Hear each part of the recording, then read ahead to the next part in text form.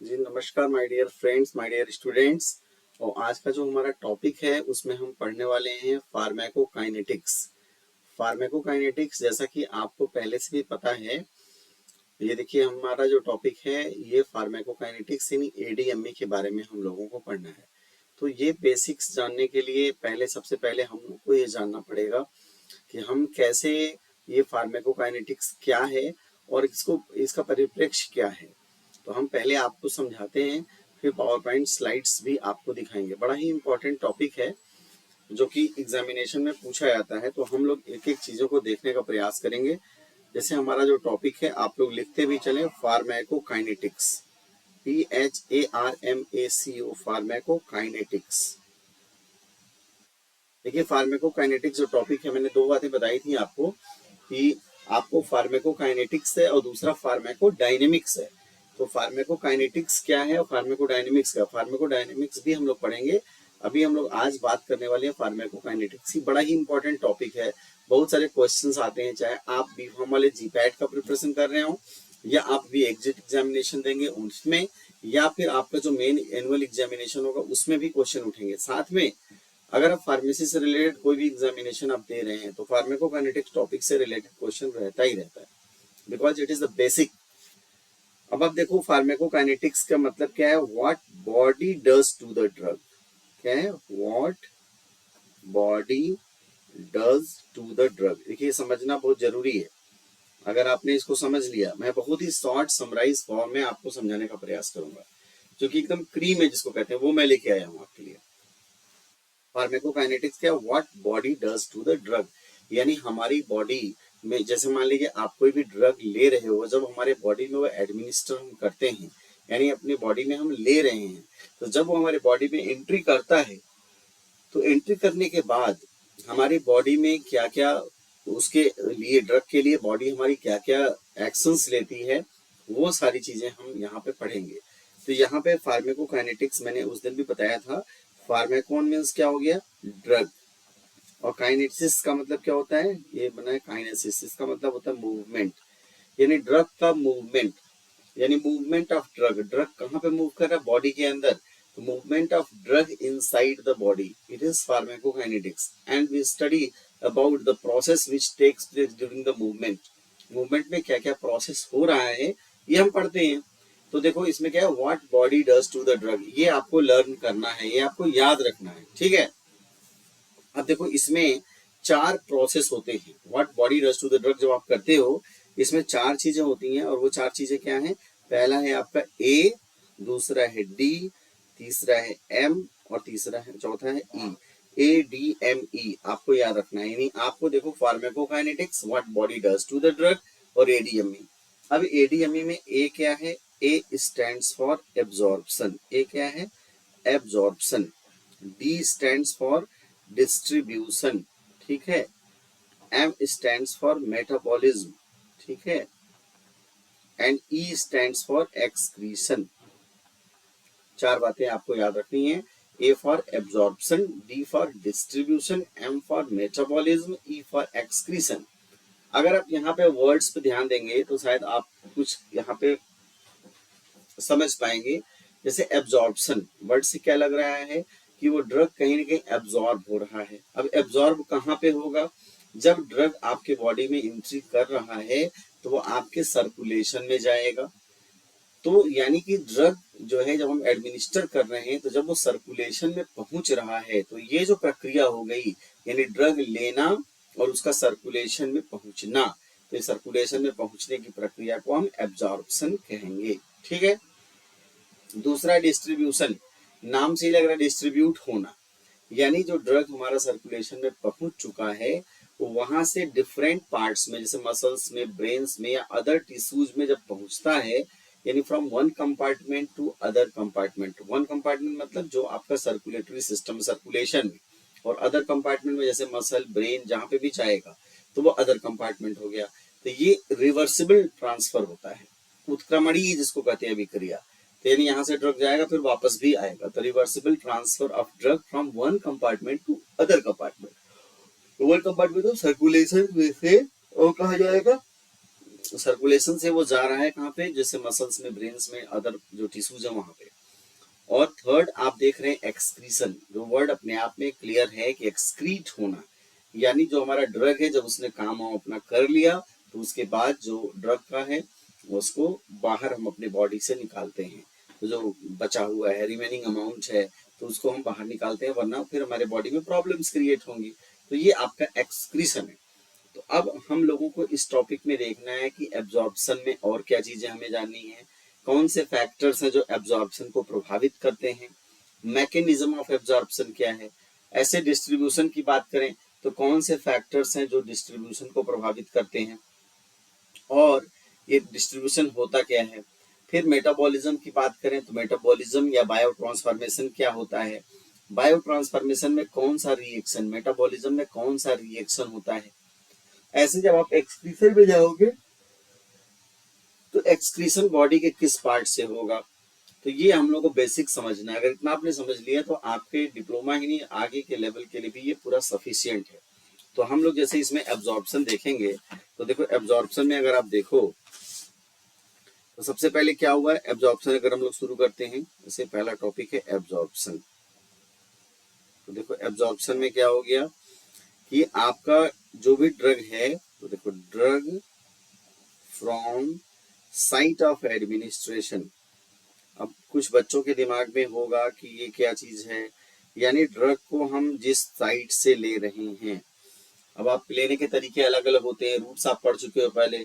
तो drug from site of administration, जहां हम ले रहे हैं वहां से जो ड्रग है उसका सर्कुलेशन में पहुंचना, उसका सर्कुलेशन में पहुंचना। जब वो सर्कुलेशन में पहुंच जाता है तो ये जो प्रक्रिया है इसी को हम एब्जॉर्प्शन कहते हैं। क्या कहते हैं, एब्जॉर्प्शन। यहाँ पहुंच जाना ये एब्जॉर्प्शन हो गया। अब ये कह रहे हैं कि एब्जॉर्प्शन के मैकेनिज्म्स क्या हैं, ये इंपॉर्टेंट क्वेश्चन है यहाँ पे कि मैकेनिज्म ऑफ एब्जॉर्प्शन। देखिए कई बच्चे हम अलग अलग होते हैं, सबका कैपेसिटी अलग अलग होता है, कई बच्चे भगते हैं। तो देखो इसमें एब्जॉर्प्शन का डेफिनेशन समझ लो कि जब हम ड्रग दे रहे हैं तो वहां से सर्कुलेशन में पहुंचने की प्रक्रिया एब्जॉर्प्शन हो गई। और इसके बाद मैकेनिज्म इसके कितने हैं, किस प्रकार से ड्रग हमारा एब्जॉर्ब होगा, और उसके बाद है कि कौन कौन से फैक्टर्स एब्जॉर्प्शन को प्रभावित करते हैं। तो मैकेनिज्म ऑफ एब्जॉर्प्शन में तो आपको याद रखना है यहाँ पे, देखो एक प्रक्रिया होती है जिसको बोलते हैं सिंपल डिफ्यूजन, या डिफ्यूजन भी इसी के लिए आता है, सिंपल डिफ्यूजन, या फिर हम इसको बोलते हैं ना विसरण। इसमें सीधी सी बात है, हाई कॉन्सेंट्रेशन से लो कॉन्सेंट्रेशन की तरफ मूवमेंट होगा। यानी क्या होगा कि अगर जैसे किसी चीज की हाई कॉन्सेंट्रेशन है वहां से लो कॉन्सेंट्रेशन की तरफ मूव करेगा, तो इसको सिंपल डिफ्यूजन प्रोसेस कहते हैं। दूसरा आपका है फैसिलिटेटेड डिफ्यूजन। देखो फैसिलिटेटेड डिफ्यूजन, फैसिलिटेटेड, बहुत गर्मी है, गर्मी में देखो बैठे हैं तो फैन भी ऑफ करना पड़ता है, तो अजीब सी स्थिति लग रही है। तो देखो फैसिलिटेटेड डिफ्यूजन में बात करें तो यहाँ पर भी आपका हाई से लो कॉन्सेंट्रेशन जाएगा, लेकिन यहाँ पे एक एडिशनल क्या जुड़ जाएगा, कैरियर प्रोटीन। यहाँ पर आपको कैरियर प्रोटीन्स की नीड हो जाएगी। देखो यहाँ पर मैं इसलिए शॉर्ट में बता रहा हूँ आपको कि ये पेपर आप जरूर रखना, आपको बहुत काम आएगा। जैसे सिंपल डिफ्यूजन में क्या हो गया, हाई कॉन्सेंट्रेशन से लो कॉन्सेंट्रेशन की तरफ मूवमेंट हो रहा है। फैसिलिटेटेड डिफ्यूजन में क्या हुआ कि हाई कॉन्सेंट्रेशन से लो कॉन्सेंट्रेशन जाएगा, लेकिन साथ में कैरियर प्रोटीन्स की मदद से ये चीज होगा। तो फैसिलिटेटेड डिफ्यूजन में फैसिलिटी चाहिए कैरियर प्रोटीन्स की। थर्ड अगर हम बात करें तो आपका आता है एक्टिव ट्रांसपोर्ट। क्या आता है, एक्टिव ट्रांसपोर्ट। देखो नाम में ही लगा है एक्टिव, एक्टिव हो जाना। यहाँ पर देखो रिवर्स हो रहा है, ये लो से हाई कॉन्सेंट्रेशन की तरफ, अब अगेंस्ट कॉन्सेंट्रेशन ग्रेडियंट हो रहा है, लो कॉन्सेंट्रेशन से हाई कॉन्सेंट्रेशन की तरफ मूवमेंट होना है। तो ऐसे में क्या होगा, आपको देखो कैरियर भी चाहिए और एक चीज और बढ़ के एनर्जी भी लगेगी, क्योंकि अगेंस्ट कॉन्सेंट्रेशन ग्रेडियंट जा रहे हो आप। तो एक्टिव ट्रांसपोर्ट में क्या होगा कि इस प्रकार के मैकेनिज्म में ड्रग का जो एब्जॉर्प्शन होता है from low concentration to high concentration against concentration gradient होता है। And in this type of transport carrier proteins as well as energy is needed. ये आपके लिए इंपॉर्टेंट है कि एनर्जी इसमें लगेगी। इसके बाद एक प्रोसेस होता है उसके थ्रू भी एब्जॉर्प्शन होगा जिसका नाम है पिनोसाइटोसिस। ये भी इंपॉर्टेंट है पिनोसाइटोसिस को बोलते हैं ड्रिंकिंग ऑफ सेल। क्या बोलते हैं? Drinking of cell. तो ये जो है, जो भी मान लो कोई सब्सटेंस पहुंच रहा है, ड्रग पहुंच रहा है, तो वहां पे सीडोपॉड्स डेवलप होकर के वहां पे सेल के द्वारा ले लिया जाता है। ये जो प्रोसेस है पिनोसाइटोसिस कहलाता है। तो ये आपने नोट कर लिया। इसके बाद आता है फैक्टर्स अफेक्टिंग। अब देखो, मैं ये चीज जानता हूँ कि कई बार बच्चों को लगता है कि सारे फैक्टर्स नहीं याद हो पाते हैं, कैसे करें। तो आप जरा सा थोड़ा सा दिमाग लगाइए, तो आराम से आप फैक्टर्स अफेक्टिंग एब्जॉर्प्शन लिख सकते हो। आपके काम मतलब वहां पे हो जाएगा। जैसे आप ये सोचो कि उस ड्रग की सॉल्युबिलिटी, मैं ज्यादा बताऊंगा भी नहीं, थोड़ा सा बताऊंगा। देखो, ड्रग की solubility, drug solubility and penetration, ठीक है। या फिर आप ड्रग सॉल्युबिलिटी कैसी है, ड्रग का डिसोल्यूशन रेट कैसा है, क्या है ड्रग सॉल्युबिलिटी, उसका डिसोल्यूशन रेट कैसा है। फिर इसके अलावा कॉन्सेंट्रेशन, जैसे आपको कोई भी ड्रग अगर कॉन्सेंट्रेटेड फॉर्म में दे रहे हो तो वो, और डाइल्यूट फॉर्म में, तो कॉन्सेंट्रेटेड फॉर्म में एब्जॉर्प्शन क्या होगा? अच्छा होगा। इसके अलावा जहां पे वो एब्जॉर्ब होना है, तो एरिया ऑफ एब्जॉर्बिंग सरफेस, अगर मान लीजिए कि जहां से उसको एब्जॉर्ब होना है, अगर वो एरिया ज्यादा है तो एब्जॉर्प्शन ज्यादा होगा, और एरिया कम होगा तो वो कम एब्जॉर्ब होगा। इसके अलावा मान लो उस एरिया में ब्लड फ्लो कम है, तो ब्लड फ्लो कम है यानी सर्कुलेशन कम गया, तो ड्रग ही कम मिलेगा, तभी एब्जॉर्प्शन क्या होगा? कम होगा। रूट ऑफ एडमिनिस्ट्रेशन क्या आप दे रहे हो, ये भी फैक्टर प्रभावित करता है।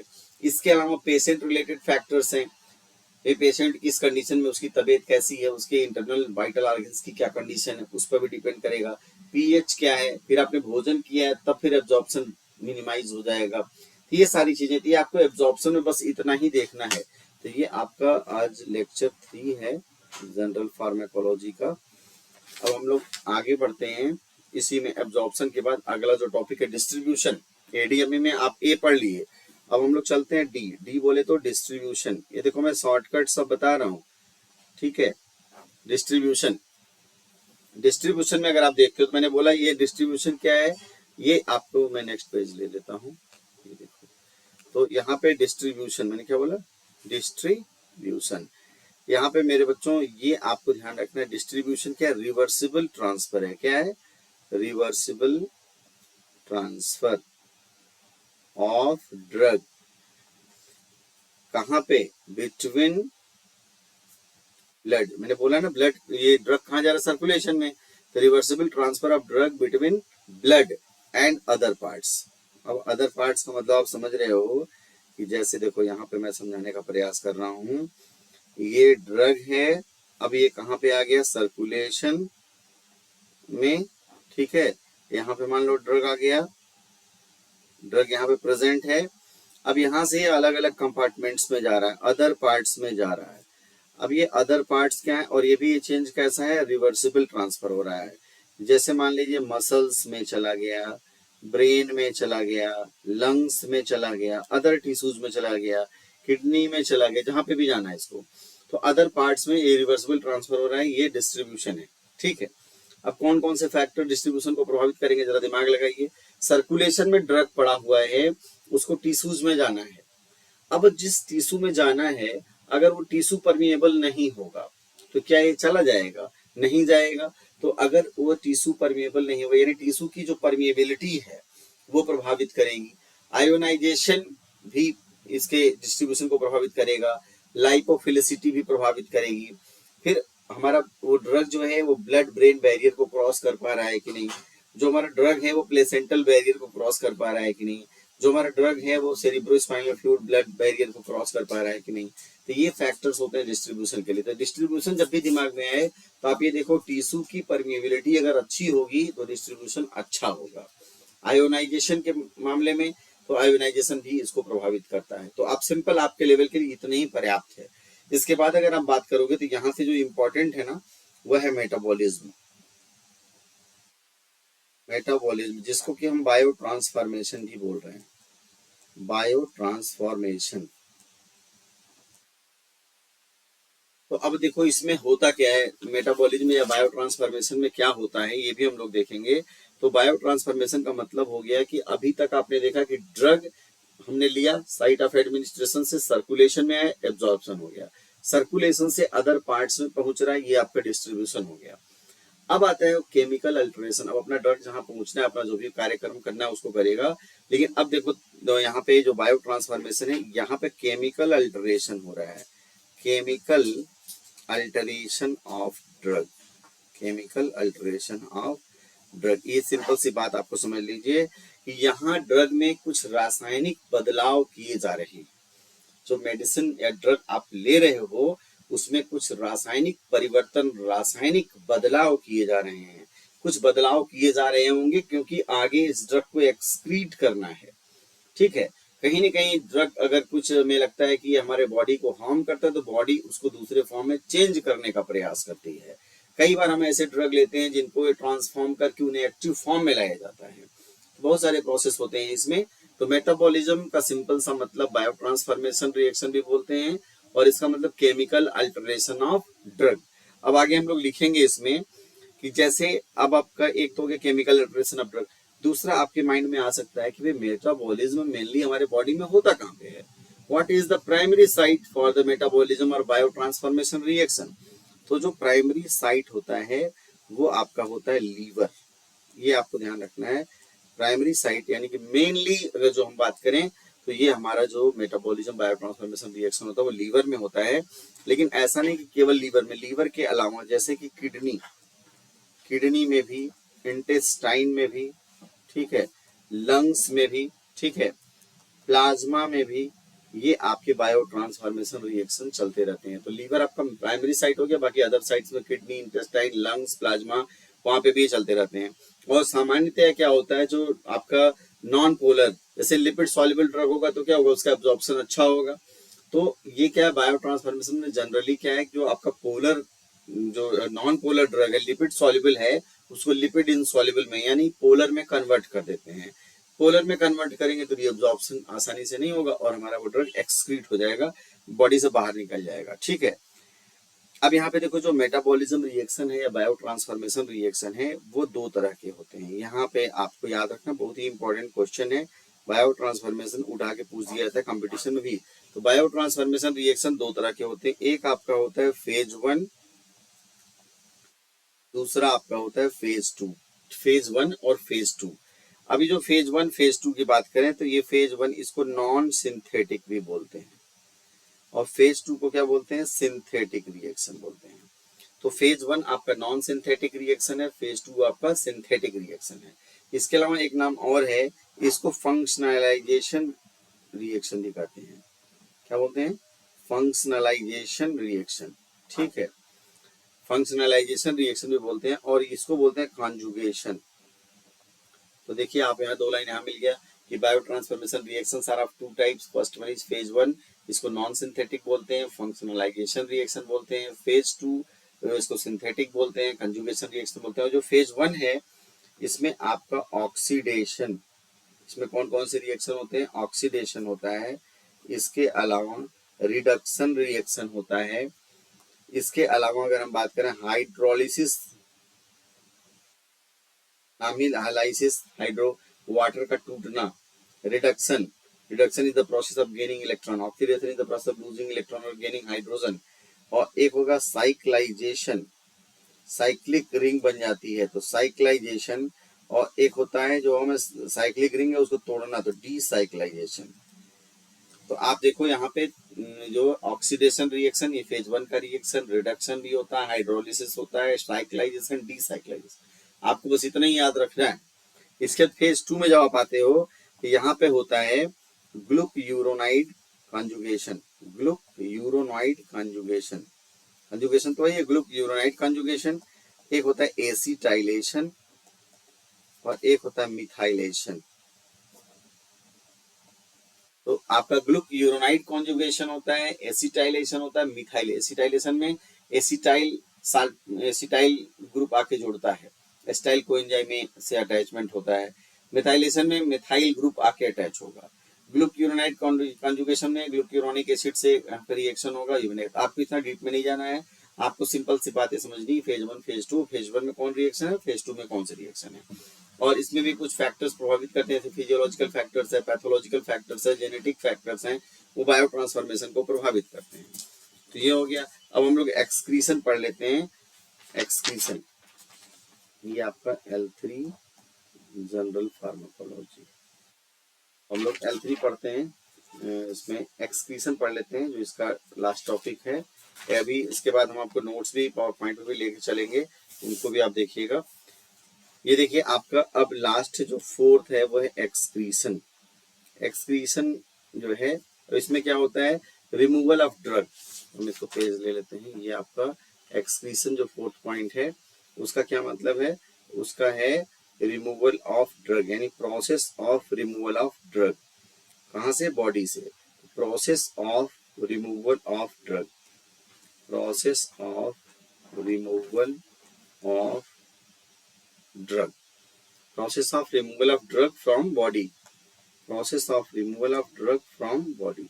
तो बॉडी से जब हम ड्रग को बाहर निकालते हैं, अब आता है कि कौन कौन से रूट्स हैं ड्रग एक्सक्रीशन के लिए। ये थोड़ा सा आप जान लीजिए। कभी कभी क्वेश्चन आता है कि रूट्स ऑफ ड्रग एक्सक्रीशन क्या है, कहाँ कहाँ से हमारा ड्रग बाहर निकलता है। मोस्टली जो ड्रग होती हैं या उनके जो मेटाबोलाइट्स होते हैं वो यूरिन के थ्रू निकल जाते हैं। तो यूरिन के थ्रू यानी किडनी, तो यानी आप ये देखो किडनी, मोस्टली जो ड्रग है किडनी में होते हुए फिर यूरिन के थ्रू बाहर निकल जाएंगे। कुछ ड्रग यानी mostly drugs, mostly drugs and metabolites kidney के थ्रू जाते हैं। फिर आपका बाइल से भी निकलते हैं। ऐसे कुछ जो है आपके वोलाटाइल ड्रग्स होंगे, ठीक है, वोलाटाइल हैं या फिर गैसेस हैं, तो वो हमारे लंग्स के थ्रू बाहर निकल जाएंगे। कुछ ऐसी ड्रग्स होती हैं, इसलिए जब लैक्टेटिंग मदर्स होती हैं तो वहाँ पर ध्यान रखना होता है, क्योंकि मदर के मिल्क से फीटस के पास, मतलब बच्चे के पास मुंह सकता है तो वो नुकसान करता है। तो वहाँ ध्यान रखना होता है कि अगर बच्चे फीडिंग मदर है तो वहाँ पर हमें ध्यान रखना होगा कि वो ड्रग अवॉइड करनी होगी। पसीने के थ्रू भी कुछ ड्रग्स का आता है कि स्वेट से, कुछ ड्रग का सेलाइवा से, ठीक है, फीकल मैटर के थ्रू। तो सर्टेन ड्रग्स जो होंगी वो फीकल मैटर, जो परगेटिव्स वगैरह फीकल के साथ।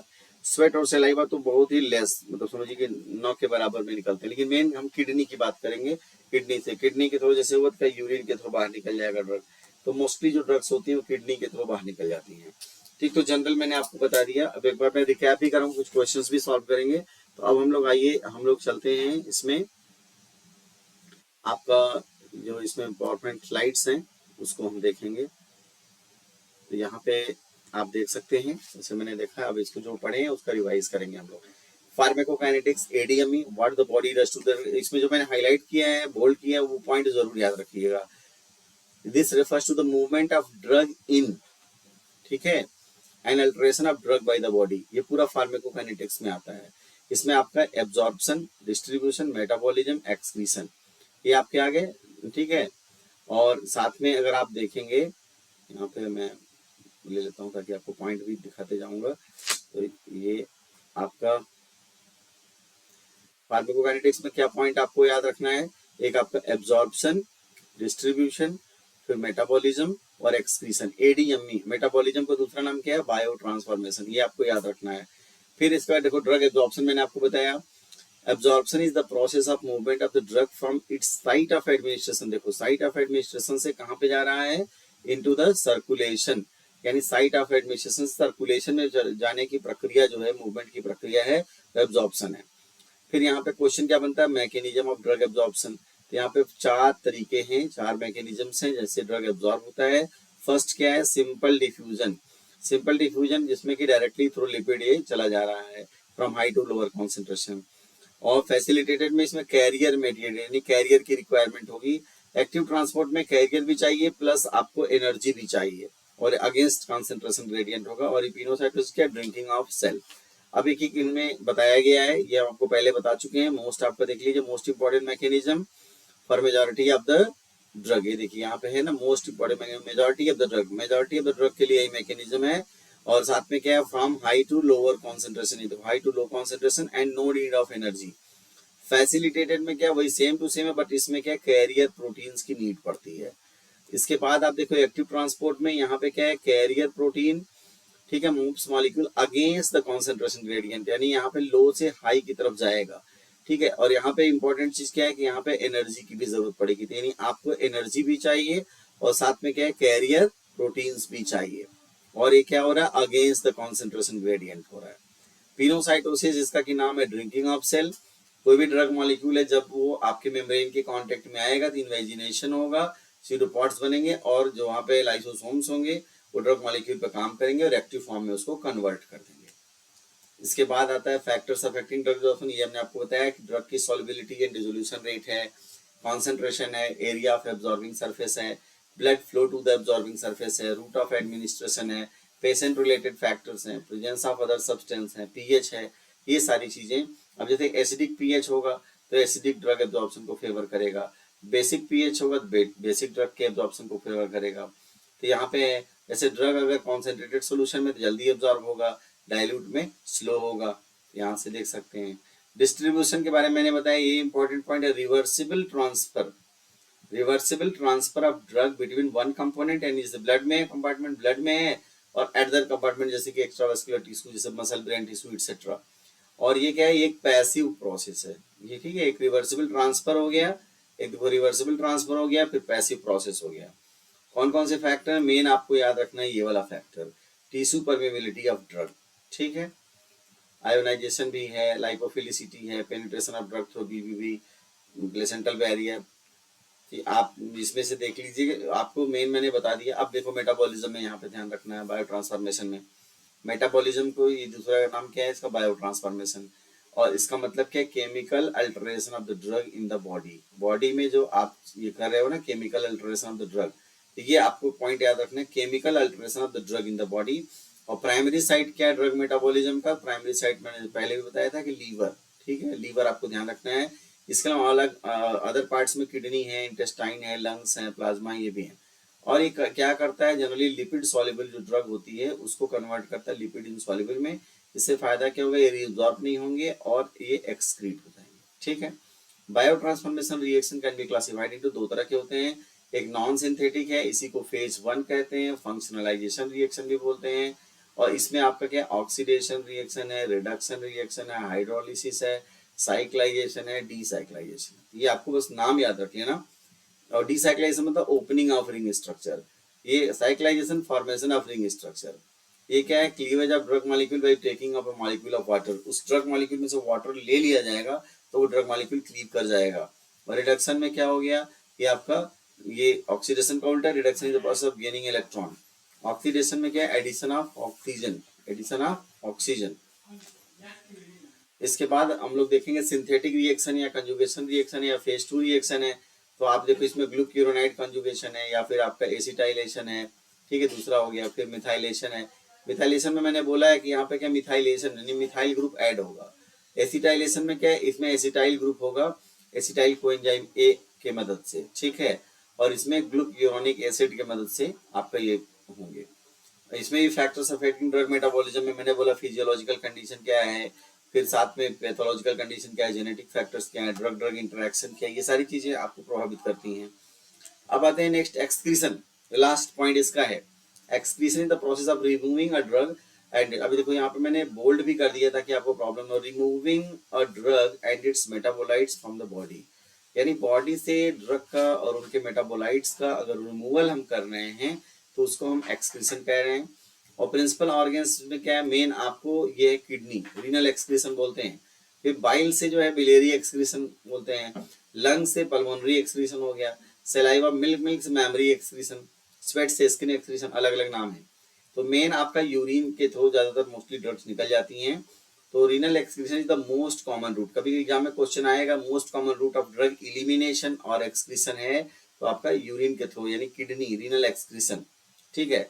फीसेस के थ्रू भी निकलता है, फिर एक्सक्रीशन थ्रू बाइल, बाइल के थ्रू भी ड्रग हमारा बाहर निकलता है। फिर लंग्स के थ्रू जो गैसेस वोलेटाइल लिक्विड समूह निकलते हैं, सलाइवा और स्वेट के थ्रू भी निकलते हैं, स्किन के थ्रू भी है, लेकिन जनरली बहुत न के बराबर ही होता है। मिल्क में कुछ ड्रग ऐसी होती हैं जो जो मदर के थ्रू निकल जाती हैं, मदर के मिल्क से जाती हैं, तो वो बच्चों को नुकसान पहुंचाती हैं, इसलिए बिल्कुल प्रिकॉशन वहां रखना पड़ेगा। यहाँ पे एक चार्ट दिया गया है, यहाँ से आप समझ सकते हैं। जैसे डोज ऑफ ड्रग एडमिनिस्टर्ड, ठीक है, आप मान लीजिए जो भी आप डोज है आपने क्या किया कि एडमिनिस्ट्रेशन कर दिया, ठीक है, डोज ऑफ ड्रग एडमिनिस्टर्ड। तो ऐसे में क्या है आपका ये एब्जॉर्प्शन होगा, डोज ऑफ ड्रग एडमिनिस्टर्ड, तो ये आपका एब्जॉर्प्शन होगा। और एब्जॉर्प्शन हो गया drug concentration in systemic circulation, ये ड्रग आपका कहाँ पहुंच रहा है, सिस्टमिक सर्कुलेशन में। यहाँ से आप देख रहे हो डिस्ट्रीब्यूशन, ये रिवर्सिबल का साइन लगा हुआ है, यहाँ से रिवर्सिबल ट्रांसफर हो रहा है ड्रग इन टिश्यूज, अभी टिश्यूज में जा रहे हैं, ठीक है। मेटाबॉलिज्म में देखो chemical alteration of drug, drug drug concentration side of action, यानी केमिकल अल्टरेशन ऑफ ड्रग हो रहा है, फिर वो ड्रग अपना फार्माकोलॉजिकल इफेक्ट दे रही है, क्लिनिकल रिस्पॉन्स, टॉक्सिसिटी, इफिकेसी, तो ड्रग कितनी इफिकेसियस है या फिर उसका टॉक्सिक इफेक्ट कोई आ रहा है, तो ये सारे फार्माकोलॉजिकल इफेक्ट में आएंगे। और ड्रग एक्सक्रीटेड, जब सारा काम हो गया ड्रग को एक्सक्रीट किया जाएगा, बॉडी से बाहर निकाला जाएगा, तो ये इलिमिनेशन या ड्रग एक्सक्रीशन हो रहा है।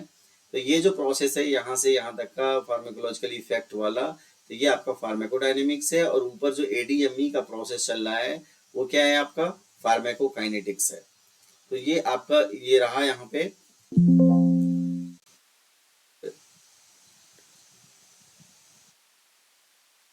ये आपका यहाँ पे हमने आपको बता दिया। अब एक जनरल हम व्यू आपको बताते हैं जिसमें कि आप यहाँ से समझ सकते हो, जैसे ADME pharmacokinetic, what the body does to the drug, इसमें एडीएमई याद रखना है, A for absorption, D for distribution, M for metabolism, E for excretion.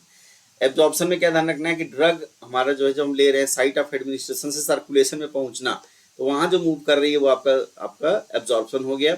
और एब्जॉर्प्शन में कितने मैकेनिज्म हो गए आपके, सिंपल डिफ्यूजन एंड डिफ्यूजन हो गया, फिर फैसिलिटेटेड डिफ्यूजन हो गया, फिर एक्टिव ट्रांसपोर्ट हो गया, और फिर आपका क्या हो गया, पिनोसाइटोसिस।